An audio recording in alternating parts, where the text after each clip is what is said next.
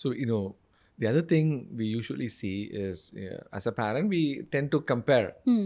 That's a common thing. Yes. We grew up like that, and we try not to. Yes. But I think invariably we end up either the peer pressure or doing something. As a psychiatrist, how important is not to compare? Yeah, but we have been teaching this since like it's our basics that you just can't compare one child to another because they're different, they're altogether different. But for us, I think it's been going on since so long that I don't know how many generations more it's going to take to just break that. I think it's a little better than before. Like finally, we our parents do know that comparison is something that we should avoid. What happens when you compare one kid to the other? Yeah.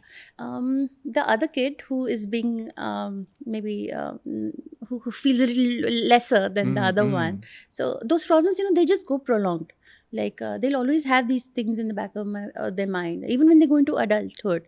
That I was compared and I was maybe like a little less than Less what they had. inferior. Yeah. So that inferiority complex, it might just go on into adulthood, and it might go on into other circumstances as well, like at work or when they get married with their spouse, or even when they are parents on their own.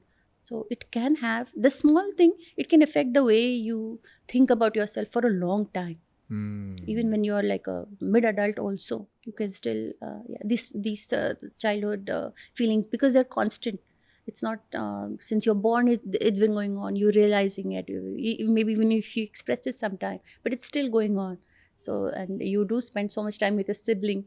So that comparison part is something that goes on for a long time. Because even in my OPD, if I see some patients now and they talk about it, yes, like they faced sibling rivalry and Sibling rivalry. yes, they did face What is that. sibling rivalry? It's like when they feel that the parent has been a little more towards the other sibling, yeah, and that Towards they've the been elder one? yes, and maybe You, it could you, be either. either It's not one. necessary that or if they have three, so then the middle one would always say that.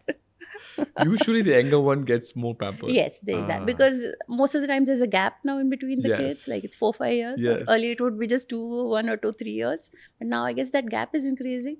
So the parents have a little more attachment to the younger one, and as we are growing, they are still a little. The younger ones are still a little less like they're not that mature. So maybe they feel they need more attention. So yeah, But not necessarily. not necessarily. Yeah. Like I told you, these kids are more intelligent and they have a little more emotional quotient than we had. So their needs are a little different than what we. Wow.